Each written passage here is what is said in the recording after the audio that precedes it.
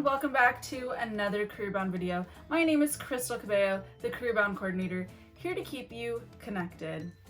In today's career segment, I'd like to talk about solar photovoltaic installers. As we all hopefully continue to move towards renewable energy sources, there will continue to be a need for people that install solar panels.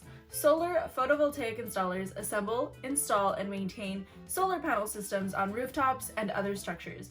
Typically, there's a lot of on-the-job training, but some trade schools do offer courses on solar panel installation. Job growth is expected to grow by 63%, which is faster than average. Today, I'd like to go over a really important skill that's going to help you in all aspects of life, whether that's in your employment, your school, or your personal life. I'm going to talk about assertive communication. This is going to help you navigate through conflicts and make sure that you are resolving them effectively.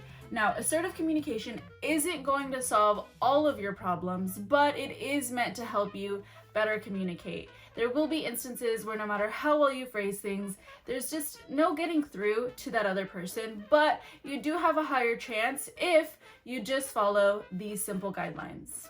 Now, before we dive in, I do have to define conflict. A conflict is an expressed struggle between two or more parties, and the key word here is expressed. If you have a problem but the other person doesn't know about it, it's not a conflict, it's just a personal problem.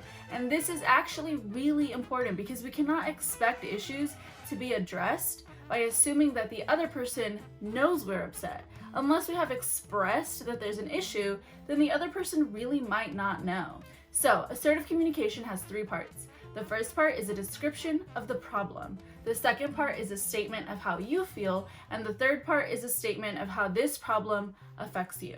So in this case, we'll talk about a hypothetical problem. Let's say we're two teens working in the lounge or the cafe for the summer. We usually take turns. Some days I take the orders and you make the Hot Pockets. Other days I make the Hot Pockets while you work the counter taking the cash. This has always worked for us, but lately, you've been kind of doing your own thing. You'll take the orders plus also make the Hot Pockets, but then more people get here and I get confused. I don't know if you've already helped someone, and there have been times where we both make Hot Pockets for the same person, and now they get a free Hot Pocket because we're not gonna throw it away. So this is kind of an issue. I've noticed that, we aren't as efficient as we used to be, but you don't seem to really notice or care because you keep doing it. So let's run a hypothetical confrontation. Are you kidding me? So I made this Hot Pocket for nothing? This wouldn't happen if you weren't always on your phone or always doing whatever you wanted to do. So a couple of things wrong with this scenario. Clearly there was attitude, which means it was an emotional reaction. They were speaking from a place of frustration.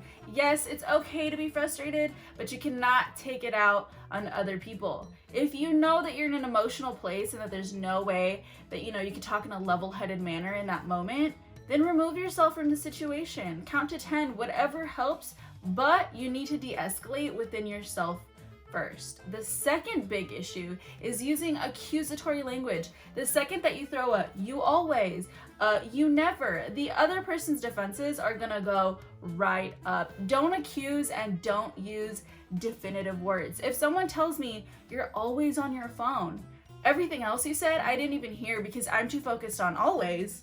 What do you mean always? I'm not always. Always. So, what would an assertive way to communicate this problem be?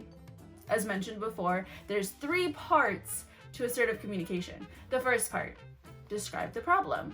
The problem is we're not working as efficiently. That is brief, to the point, and that was very objective. There was no emotion there. We aren't doing things the way that we used to, and those are facts. Second part, how does it make me feel? Well, I feel frustrated, and I feel silly when we make too many Hot Pockets. Notice how I used I language because it's how I feel. Part 3, how does this problem affect me? Well, we lose out on money because we make mistakes. This makes us look bad. My reason for why this problem needs to change has to be clear and compelling. Now, if my reason were just because it's really annoying and I don't like it, that's a different story. For this to work, your reason has to be very clear. Remember the 3 C's: be confident, be clear, and be controlled. Another helpful way to remember how to phrase this would be to use a when, I, because statement. For example, When we aren't taking turns at food and register, I feel frustrated because the orders get mixed up and we lose out on money. That was direct but polite. I wasn't emotional about it, and now we can have a conversation on how this issue can be resolved, because that person's defenses aren't going to be way up from me coming at them wrong.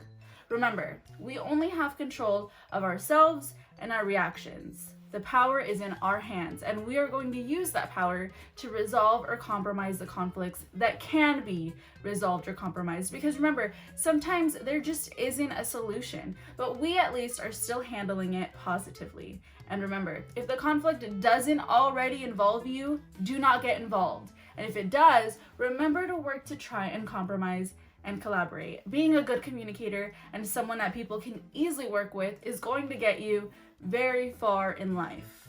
So to sum it up, in 3 easy steps: 1, pause and think about your response. Are you good right now, or are you about to pop off?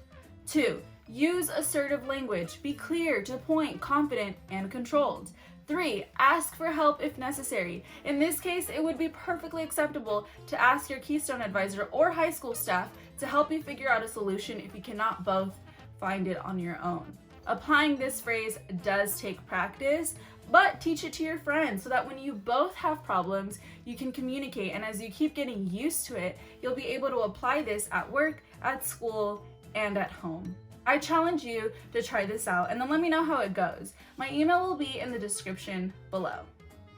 Thank you for watching. We at the club are putting together some really cool stuff for you this summer, so I hope you're ready. I'll be back with more career-bound tips. As always, stay healthy and stay safe.